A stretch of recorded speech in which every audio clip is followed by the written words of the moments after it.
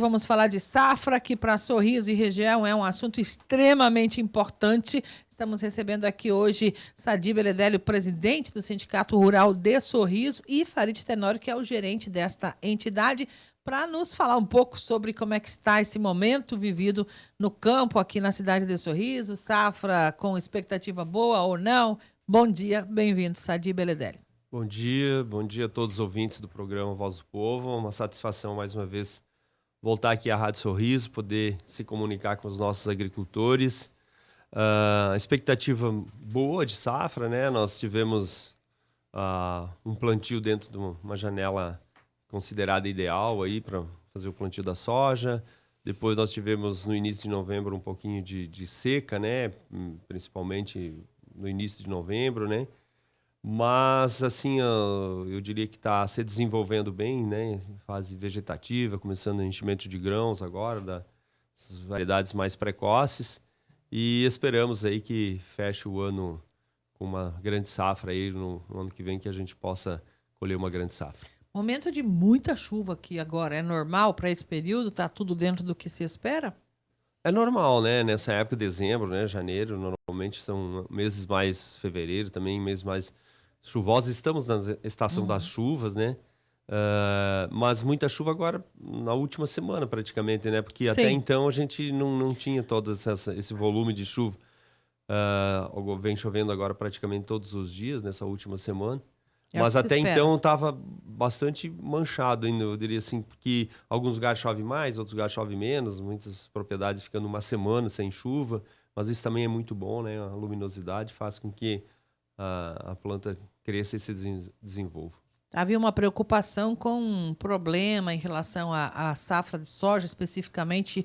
Como está isso sob controle? Acompanhando ainda, presidente? Nós temos a grande preocupação do produtor nessa safra é a questão dessa nova doença que surgiu há 3 anos para cá e que a gente não tem uma resposta ainda da pesquisa, né, de como combater isso, qual o tratamento melhor para a gente poder levar essa cultura até o final sem maiores problemas, né? Que é provocado por um fungo e dá tanto o tombamento, que a gente chama da planta, a planta cai no chão, daí não consegue colher, juntar ela depois, e também no apodrecimento dos grãos dentro da vagem. A doença está aí, está no campo, está instalada, já a gente muitas variedades que o pessoal detectou ela está presente novamente, mas assim esperamos que ela não tenha assim um ataque mais severo como foi o ano passado em alguns campos, em alguns talhões das fazendas e algumas variedades que são mais suscetíveis. Está sendo monitorada, a gente pede sim para que os nossos colegas produtores aí continuem esse monitoramento, que procurem o seu agrônomo, procurem a sua assistência técnica para ver o melhor manejo possível. Estão sendo feitos vários testes, né? A pesquisa está trabalhando fortemente nisso, mas ainda nós não temos essa resposta. Talvez mais lá para o final da safra, quando todos os trabalhos, principalmente com a aplicação de fungicidas, plantio em palha, não palha, enfim, todos esses trabalhos estão sendo feitos por várias empresas de pesquisa e esperamos que no final aí da safra a gente possa ter uma resposta melhor para a gente se preparar para a safra futura e ter o menor prejuízo possível. Muito bem. Em outros anos houve prejuízos por causa dessa doença, então. Principalmente o último ano, né? O último ano que, assim, afetou mais. Até então, ela surgiu faz uns 3 anos, né? 3 safras atrás. No início, a gente não sabia o que era. Depois foi vendo o trabalho, a pesquisa, trabalhando em cima disso. Mas, pelo que a gente, assim, para solucionar mesmo esse problema, eu acho que só com variedades resistentes. Isso a pesquisa vai demorar aí 8, 10 anos, eu diria assim, para entregar uma variedade que seja resistente. Então, está sendo todas as empresas detectoras aí dos germoplasma que fazem a semente, coisas estão trabalhando nesse sentido e para a gente encontrar uma solução. Até então, né, nós temos que achar as soluções mais paliativas, que seria através de controle com fungicidas, né? E isso está sendo feito, só que a gente não tem a resposta ainda certo de qual o melhor tratamento, qual é a melhor fungicida. Então, nesse sentido também, o sindicato também apoiando nessa pesquisa, nesse sentido, assim, para que a gente possa ter essa resposta o mais rápido possível e que amenize esse problema. Então, nós temos, agora no início do ano, provavelmente várias empresas vão fazer dias de campo, né? Levando os produtores para mostrar o resultado. Até lá a gente pode, talvez, já ter um tratamento mais eficaz, vamos dizer assim, e a gente pede, assim, que os nossos colegas produtores procurem ir nesses dias de campos, que provavelmente já teremos algumas respostas nesse sentido. Aí para o dia 10, 15 de janeiro em diante, muitas empresas já estarão. Mas isso vai ser comunicado, Sim, provavelmente claro. todos eles, né, as cooperativas, as empresas de assistência técnica vão estar levando essa informação e convidando as pessoas para ir nesses dias de campo. Fazendo os chamamentos. Também por aqui o Farid Tenório, gerente da unidade, parece que esse é o moço dos números, né? Se a gente for falar em números desta safra, o que a gente espera aí pela frente? Bom dia. Bom dia, Marlene. Nós esperamos uma safra positiva em termos de produção. Até aqui, o desenvolvimento da safra, falando em desenvolvimento, ela tem sido satisfatória. Como o Sadi disse, nós temos alguns registros aí no desenvolvimento da cultura que trouxe preocupação, especialmente ali por volta do mês de novembro, o período de seca e a alta temperatura. Isso tem uma implicação no desenvolvimento da planta. E a gente não sabe o que isso vai se resultar. Mas o desenvolvimento efetivo agora, que está entrando na etapa final, que é o enchimento de grão, vagem, emissão de vagem, enchimento de grão, está um momento favorável e a gente está com expectativa positiva. Então, esperamos que seja uma safra normal, em termos de produção. Melhor que a última que nós tivemos, nós fechamos uma média municipal em torno de 53 sacas por hectare. A nossa expectativa é que volte à média histórica do município, mais próximo aí dos 57 até próximo de 58 sacas por hectare, que é a nossa média histórica do município, né? Que não fique tão baixa como foi a última safra. Então, ainda está positiva em termos de produção, mas sempre registrando que tem esses momentos que deixa a gente um pouco inseguro com relação a alguma afirmação futura. Mas um outro fator que nós estamos na expectativa positiva entra agora com esse período de chuva e que entra também depois o período de safrinha também seja um período, a janela para o plantio do milho safra, o milho segunda safra, seja também positiva. Vamos lá, falar mais um pouquinho com o Sindicato Rural, falar de safra sempre é bom, né? Mas preocupam algumas situações. Custo de safra é uma delas, né? Essa dia a gente falava em off aqui no intervalinho, é uma das preocupações sempre do produtor. Nós tivemos uma mudança, né? Eu diria, na economia mundial até, né? Em função primeiro da pandemia, depois da guerra aí da Ucrânia com a Rússia, e afetou muito o setor agrícola nesse sentido, principalmente a questão dos fertilizantes, químicos, enfim. Esse ano, safra 2022-2023, é o maior custo de produção da nossa história. Nunca tivemos um custo de produção tão alto na implementação das lavouras nesse ano. Para o ano que vem, parece que alguma coisa já está se acomodando, o fertilizante voltando um pouquinho os custos, enfim, mas ainda assim num patamar bem acima do que é a média histórica. Então, assim, também o produtor tem que ter esse cuidado, onde fazer os seus negócios futuros aí com custo de produção bastante alto na implementação da lavoura. Por isso que é importante, né, que nós tenhamos uma boa safra, uma boa colheita, porque o nosso custo de produção foi bastante alto esse ano. E se nós não tivermos uma boa colheita, acaba empatando, sobrando pouca coisa para o produtor na safra 2022-2023. Dificulta os investimentos, né? Exatamente. Toda a questão de investimento, né? Eu falei de fertilizante, coisas, mas máquinas agrícolas, implementos, peça, mão de obra, enfim, tudo subiu muito de um ano para cá, né? A inflação do custo de produção na agropecuária, não só na implementação da soja, milho, enfim, mas da agropecuária como um todo. E isso é preocupante porque reflete também lá no final, né, no consumidor final, né? Porque se sai do campo as coisas, o custo é maior para você produzir, automaticamente vai chegar no supermercado, no consumidor final também, a um custo mais alto. Então é preocupante na economia como um todo, né? Para Que todo mundo. reflete para todo mundo. Então, É quanto verdade. a gente conseguir produzir mais barato, a sociedade como um todo ganha. porque quem consome a nossa produção é a população como um todo, né? E isso reflete lá na prateleira do supermercado, sem dúvida nenhuma. O pessoal vai dizer, eu não como soja, mas o animal que a gente consome come soja. Tem soja em tudo, não tem né? como, né? Não tem de um como. jeito ou do outro, soja, milho, acaba sendo afetado, é uma rede, não é? Porque a gente fala aqui mais soja e milho na nossa região como um todo, que é o principal. Mas tem o arroz, tem o feijão, tem o algodão, que reflete lá na roupa que você veste. Enfim, tudo depende da agricultura, né? O nosso dia a dia, né? Quando você levanta de manhã cedo, vai fazer um café. A gente não produz café aqui, mas... Alguém está plantando para colher, senão não tem café, exatamente. Né? E assim todos os nossos consumos diários do nosso dia a dia.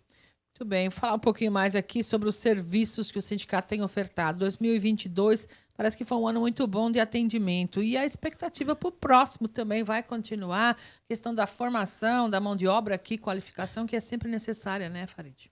Marlene, obrigado por essa oportunidade da gente colocar para toda a sociedade de Sorriso, né, essas ações que o sindicato faz. Nós temos ali uma parceria muito consolidada junto com o Senar, né, de realizarmos as atividades dentro do ano. Então, nesse ano 2022, nós conseguimos realizar mais de 140 cursos voltado para a capacitação, treinamento de mão de obra para o campo, para o setor rural, seja operação de máquina, manutenção de máquina, trator, colheitadeira, as normas de segurança do trabalho, palestras voltadas para os trabalhadores dos nossos associados, dos nossos produtores, né? Todos eles têm que estar observando. Então, seja a norma de segurança para trabalho em altura, para trabalhar em ambiente confinado, para a aplicação do defensivo, tudo são atividades que nós realizamos para os nossos associados, para os nossos produtores, de forma gratuita. Olha, né? que bom. Ela não tem nenhum custo, não tem nenhum ônus para o nosso produtor.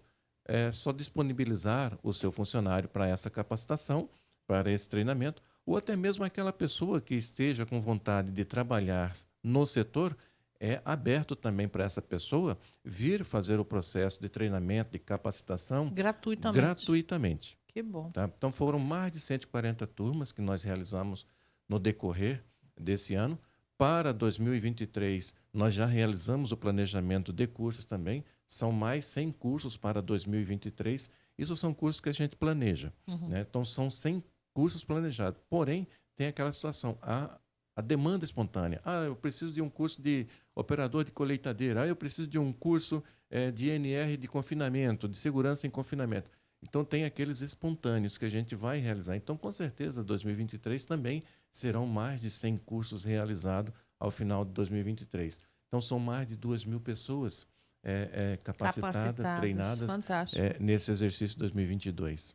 A gente sabe que para a região é um dos setores que mais emprega, né? Ainda que sazonalmente, talvez, né? Contrata, às vezes fica por um período, depois recontrata e por aí vai. Qual é o setor que mais tem espaço e necessidade, digamos, de mão de obra que dá para falar, ou é todo o setor do agro? É todo o setor do agro, Marlene, todo o setor.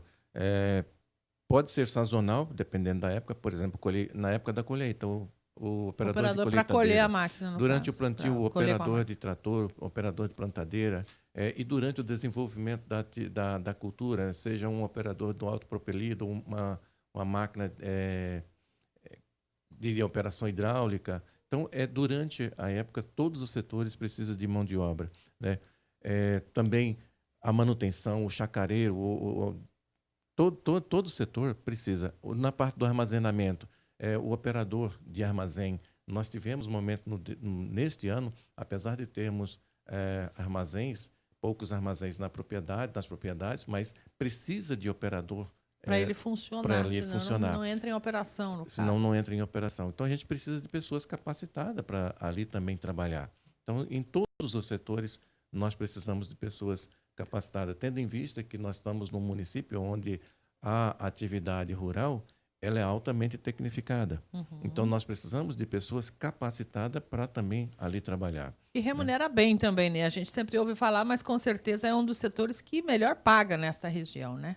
É verdade, eu acho que o produtor tem, o trabalhador, né, no rural, ele comparado com a média que é praticado aqui no mercado, é um pouquinho acima da média do que Que é bom. praticado no mercado. Mas só complementando o que o Farid falou, às vezes a gente pensa assim, muitas pessoas, não, mas eles estão treinando pessoas lá para fazenda, coisa, mas não, é para agricultura familiar, é para o que planta o hortifruti granjeiro, todos esses podem, né, se Tem cadastrar e espaço ter lá. respaldo. É só demandar esse curso, né, para a equipe lá do Senar, no sindicato, que a gente demanda ir para o Senar e consegue fazer. Lógico, desculpa.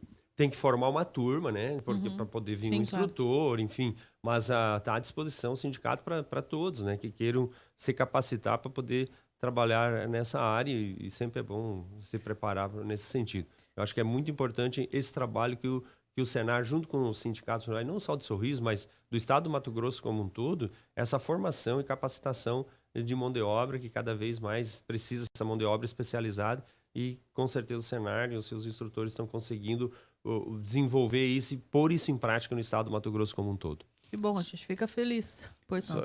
O Sadir nos lembrou aqui uma outra situação que nós também já estamos desenvolvendo. Isso começou nesse ano 2022, que é a ATEG. A ATEG ela é uma assistência técnica e gerencial. Ela é oferecida ao pequeno produtor, ao chacareiro, junto sindicato e Senar. E nós já temos 2 atividades aqui no município, 2 ATEG instaladas, e para 2023 também temos a previsão de mais 2. Na atividade de avicultura de corte e bovinocultura de corte. A bovinocultura trabalhando com pequenos produtores ali no distrito da Boa Esperança e a avicultura aqui com assentados aqui no Jonas Pinheiros e também pequenos produtores que aqui é o entorno da cidade. E para o próximo ano, essa é uma parceria que envolve também outras entidades do município, como o próprio município, a Secretaria do município, que ela também aponta para nós, para qual cadeia produtiva que nós vamos fomentar.